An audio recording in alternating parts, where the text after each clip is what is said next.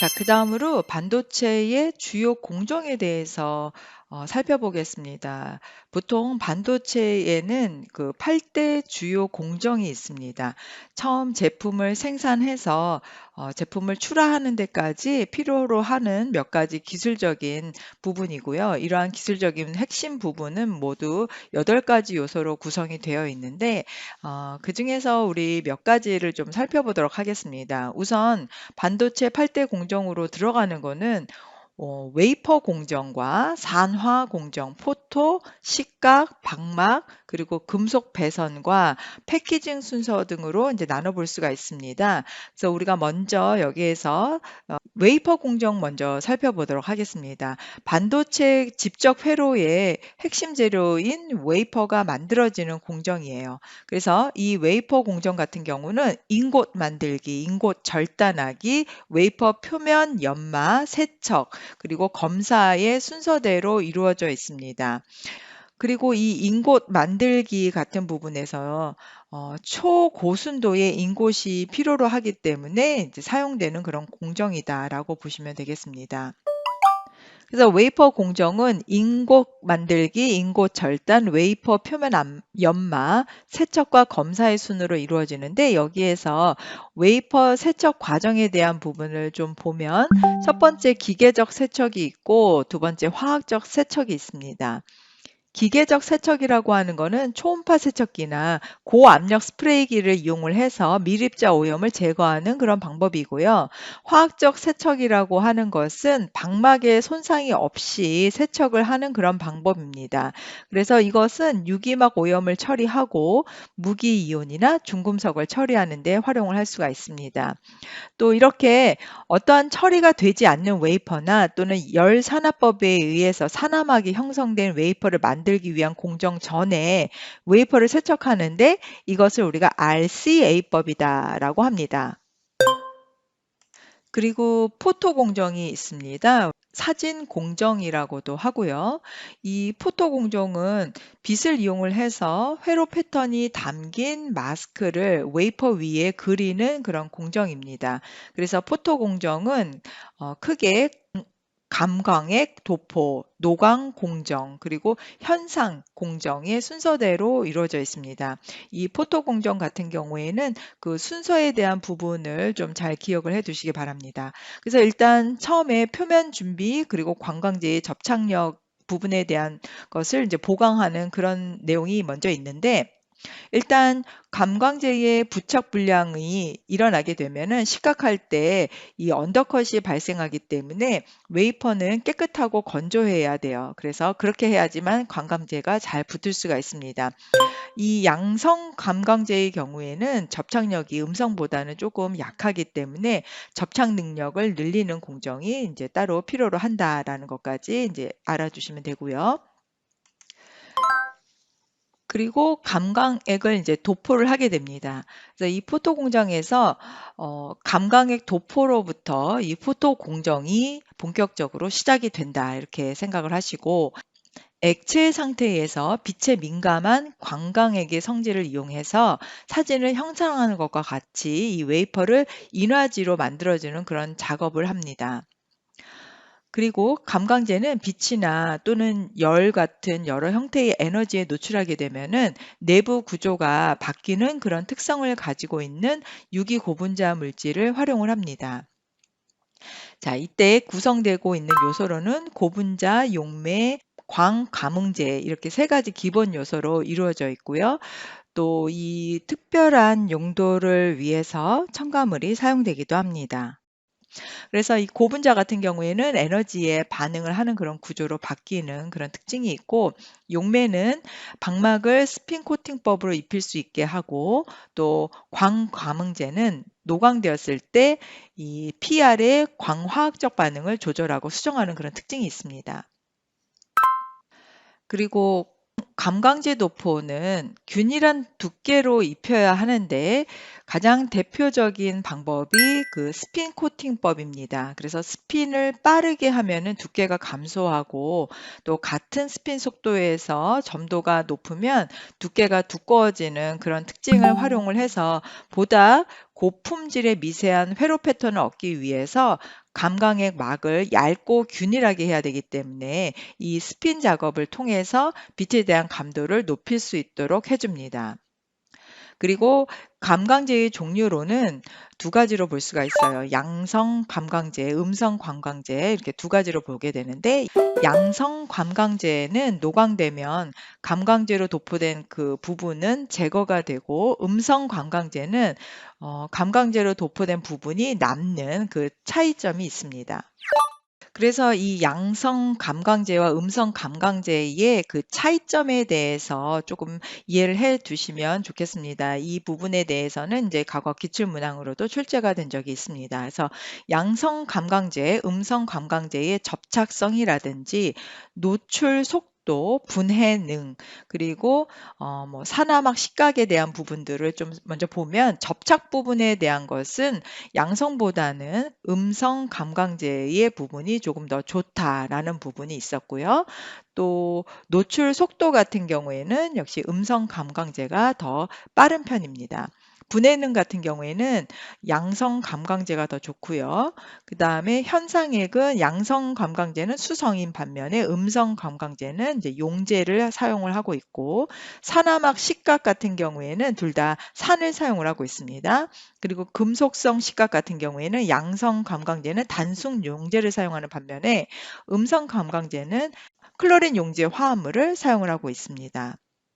자, 그다음에 저온 열 처리를 보면 감광제의 용매를 증발시키는 그런 공정입니다. 그래서 이때 이 저온 열 처리는 용매의 증발에 대한 부분을 기억을 하시고 용매가 감광제에 남아 있게 되면은 광화학적인 반응이 방해를 받기 때문에 이러한 과정을 거친다. 그래서 용매가 증발이 되고 나면은 감광제가 웨이퍼 표면에 잘 접합한다. 이런 공정의 역할이라든지 특징을 이해를 하시고 그 다음으로 보는 게 이제 노광 공정입니다. 이 노광 공정이라고 하는 것은 감광액이 코팅된 그 웨이퍼에 노광 그 장비를 사용을 해서 마스크에 그려진 회로 패턴에 빛을 통과시켜서 웨이퍼 위에 회로 패턴을 그리는 그러한 공정입니다. 자, 그다음에 노광 공정에 이어서 이제 현상 공정이 있습니다. 이 현상 공정은 마지막 공정에 해당이 되고요. 또 웨이퍼에 현상액을 뿌려가면서 노광된 영역과 노광되지 않은 영역을 선택적으로 제거를 하는 그런 과정입니다. 그래서 이러한 과정이 선택적으로 제거가 되고 그다음에 회로 패턴을 형성을 하면서 포토 공정이 끝나게 됩니다. 자, 그러면 이 반도체 사진 공정, 포토 공정에 대한 기출 문제를 풀어보겠습니다. 다음은 반도체 사진 공정의 단위 공정들이다. 순서대로 바르게 나열한 것은 가장 먼저 시작이 돼야 되는 것은 감광제 도포였습니다. 그리고 두 번째로 우리가 본 거는 저온 열처리였었죠. 저온 열처리 과정을 통해서 용매를 증발시키고 또 광화학적 반응이 방해를 받는 그런 요소들을 제거를 해줬다. 이런 과정이 있었고요. 그 다음에 세 번째로 보는 것이 바로 노광이었습니다. 노광 공정은 감광액이 코팅된 웨이퍼에 노광 장비를 사용을 해서 마스크에 그려진 회로 패턴에 빛을 통과시키는 그런 공정이었었죠. 그리고 마지막 공정이 바로 현상입니다. 현상 공정을 통해서 선택적으로 제거를 하고 회로 패턴을 형성을 하면서 포토 공정이 끝나게 되는 겁니다. 그래서 여기에서는 정답 2번을 선택을 해주시면 되겠습니다. 자, 그다음 공정은 식각 공정입니다. 식각 공정이라고 하는 거는 부식액 역할을 하는 습식이나 건식 산화로 이 불필요한 회로를 벗겨내는 공정이라고 생각을 하시면 돼요. 그렇기 때문에 식각 공정은 크게 두 가지로 나눠볼 수가 있습니다. 건식 식각 그리고 습식 식각으로 나눌 수가 있어요. 일단 그 식각에 대한 부분이라는 것은 감광되지 않은 부분을 제거하는 공정입니다. 그래서 반도체 회로 패턴을 만들어내는 그런 과정이죠. 에칭이라고도 하는데 결국은 원하는 형태로 패턴을 만드는 그런 과정이다. 그러기 위해서는 화학적인 반응 또는 물리적인 반응을 통해서 실리콘 산화막을 제거하는 그런 과정이다. 이렇게 정리를 하시면 되겠죠. 그러니까 잘라내는 과정, 패턴대로 모양을 잘라내는 과정이고 그것이 두 가지, 즉 습식과 건식 식각으로 나눠볼 수 있다라는 겁니다.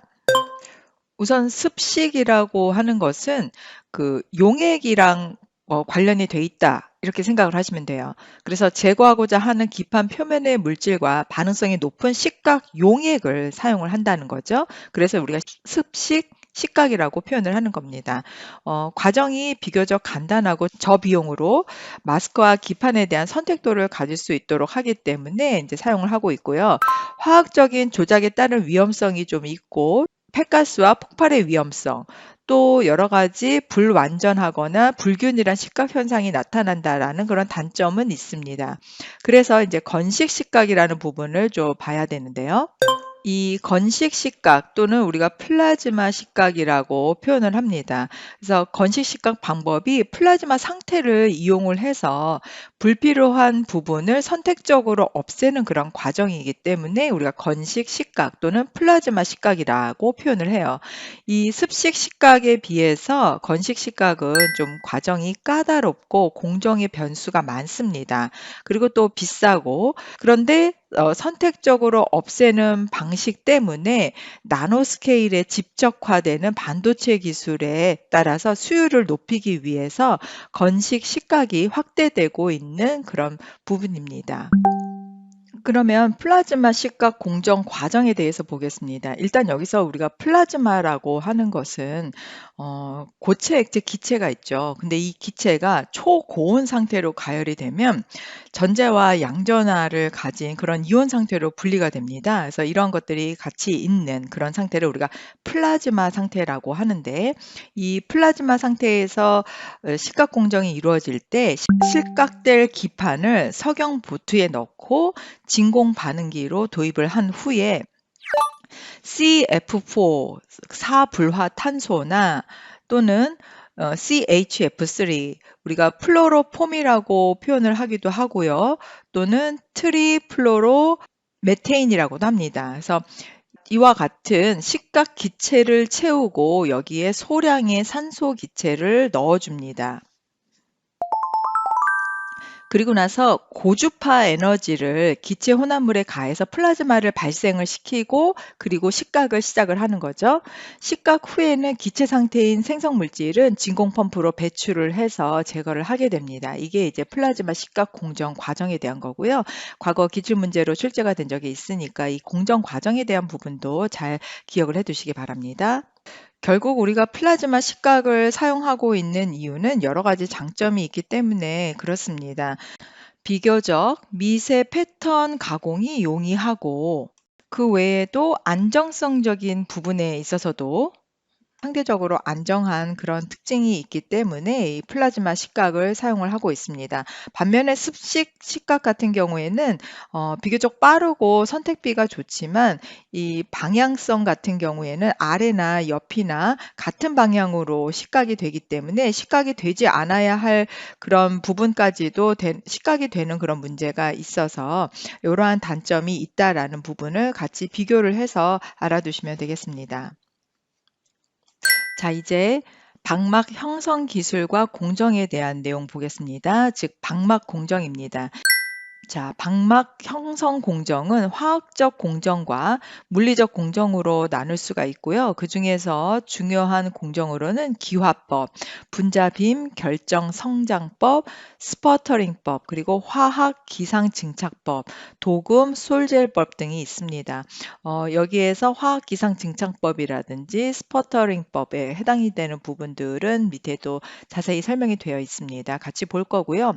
물리적 공정으로는 기화법, 스퍼터링법 등이 있고 화학적 공정으로는 화학기상 증착법이 주로 사용이 되고 있습니다. 자, 그러면 물리적 공정에서 우리가 기화법과 스퍼터링법 두 가지를 보겠습니다.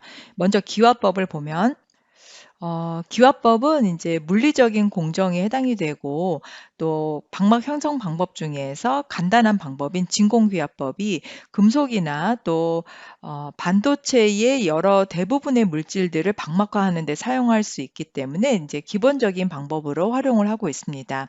그래서 빠른 증착 속도, 그리고 단순하고 조작이 간편하다라고 하는 그런 장점 때문에 이 기화법을 기본적인 방법으로 사용을 하고 있고요. 스퍼터링법은 높은 에너지를 갖는 이온의 충돌에 의해서 표적이라고 불리우는 그 원료 물질의 표면으로 원자들이 떨어져서 기판 위에서 응축하게 되고, 그리고 얇은 방막을 형성하게 되는 그런 과정입니다. 그래서 이 스퍼터링법 같은 경우에는 넓은 면적의 표적을 사용할 경우, 그리고 웨이퍼 전체적인 면적에 골고루 증착을 할 경우에 가능하고요. 방막의 두께 조절이 용이한 그런 장점이 있습니다. 또 합금 물질의 조성은 증착에 의해서 제조된 그런 방막보다도 정확하게 조절이 가능하고, 그리고 높은 설치 비용과 증착 속도가 느리다고 하는 단점이 있습니다. 자, 그다음에 화학적 공정으로 봤던 우리가 화학 기상 증착법을 보겠습니다. 이거는 CVD라고 표현을 할 수도 있어요.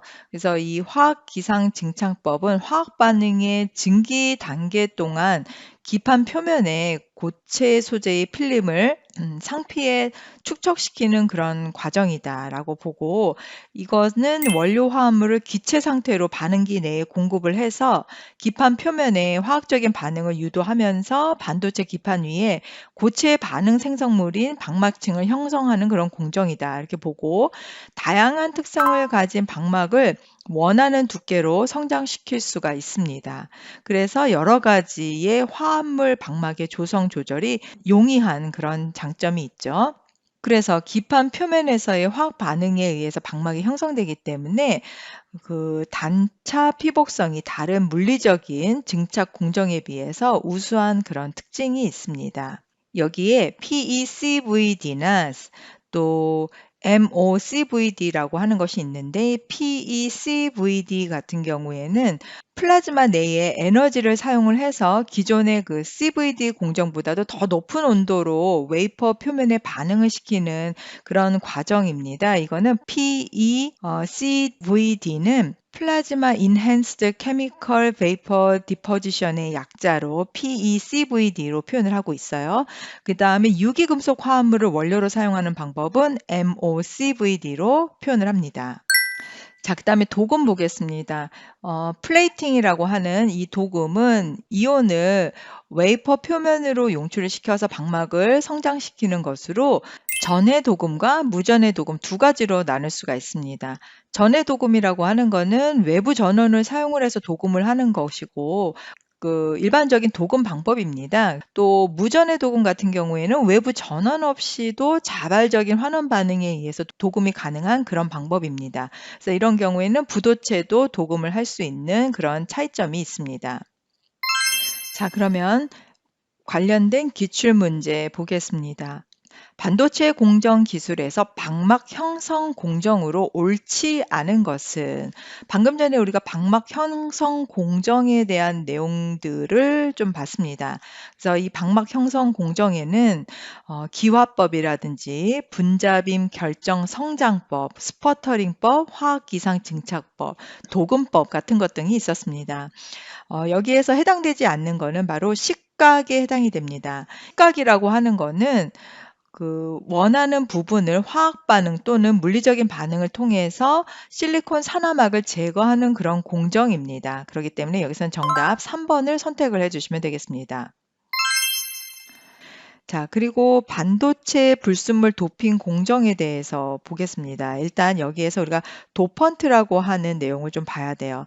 그 도펀트는 의도적인 불순물입니다. 우리가 반도체에서 전기 전도도를 변화를 시키거나 또는 원하는 효과를 주기 위해서 적정 농도로 고의로 첨가를 하는 원소나 화합물들이 있습니다. 의도적인 불순물을 이렇게 표현을 한 거죠. 이것을 우리가 도펀트라고 합니다. 그러면 도펀트는 크게 두 가지로 볼 볼 수 있는데요. 여기에서는 다시 확산 공정과 이온 주입 공정으로 볼 수 있어요. 그래서 확산이라고 하는 거는 깊은 접합을 형성할 때, 이온 주입 공정은 얇은 접합을 형성을 할 때 사용을 합니다.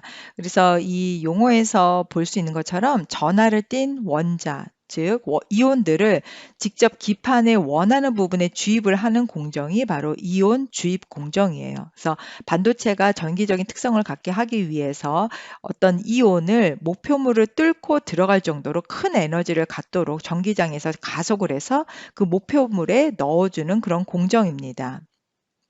이렇게 하면은 원하는 원소를 원하는 위치에 원하는 양을 도핑할 수가 있기 때문에 굉장히 정밀한 그런 공정이 가능해질 수 있습니다.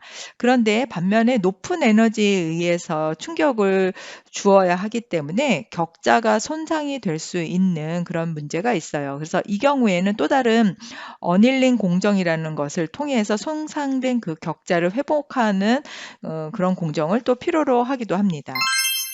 자, 그러면 기출문제 보겠습니다. 반도체 소자 제조 공정에서 도판트를 주입하는 공정은? 이라고 물어보고 있죠. 우리가 식각, 확산, 세척, 산화에서 도판트 주입하는 공정은 바로 확산 공정에 해당이 됐습니다. 그래서 여기서는 정답 2번을 선택을 해주시면 됩니다. 그리고 도판트 공정에 대한 내용을 또 조금 더 보면 도판트라고 하는 거는 의도적인 불순물이다라고 얘기를 했었죠. 그래서 확산 공정이나 이온 주입 공정이 여기에 해당이 된다라고 얘기를 했습니다. 그래서 어떤 반도체에서 전기 전도도를 변화시키기 위해서 적정 농도로 고의로 첨가하는 원소나 화합물에 해당이 됩니다. 그래서 여기서는 정답 2번을 선택을 해주시면 되겠습니다.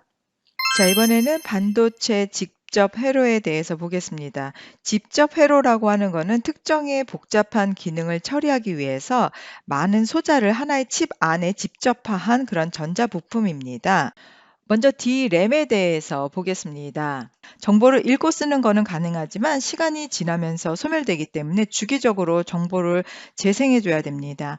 그래서 우리가 이런 것을 그 전원이 꺼지면 다 그 정보가 날아가고 단기간에 메모리를 저장하는 그런 형태이기 때문에 휘발성 메모리 형태다라고 볼 수가 있어요. D램은 구조가 간단하고 집적도가 높으며 전력 소모가 작은 그런 장점이 있기 때문에 활용을 하고요. 대용량 임시 기억 장치로 많이 활용을 합니다. 그러기 때문에 우리가 메모리 장치라든지 컴퓨터의 메인 메모리로 활용을 하고 있습니다. 그 다음에 플래시 메모리를 보겠습니다. 플래시 메모리라고 하는 거는 전원이 꺼져도 정보가 보존이 되는 그런 메모리 형태이고 전기적인 방법으로 정보를 자유롭게 입출력할 수가 있습니다. 크기가 작고 전력 소모가 작은 그런 특징이 있고 그렇기 때문에 휴대전화라든지 디지털 카메라 또 노트북 PC용으로 활용을 하고 있습니다. 그래서 앞에 D램하고 비교를 한다면 플래시 메모리 같은 경우에는 전기적으로 데이터를 지우고 다시 기록을 할 수 있는 그런 형태이고 비휘발성 컴퓨터 기억 장치다. 이렇게 비교를 해서 알아주시면 되겠죠. 그 다음에 S램을 보겠습니다. S램은 정적 램이라고도 합니다. 그래서 정적 램 또는 S램은 반도체 기억 장치의 한 종류이고요. 전원이 공급되는 동안에 그 항상 기억된 내용이 남아있는 그런 형태입니다. 메모리 용량은 작은 반면에 반응 속도는 매우 빠른 특징이 있습니다. 그리고 주문형 IC를 보겠습니다. 특정 용도용 직접 회로이고요. 범용 용도가 아니라 특정 용도에 맞춰서 맞춤 제작된 그런 직접 회로 형태를 우리가 주문형 IC다라고 이렇게 표현을 합니다.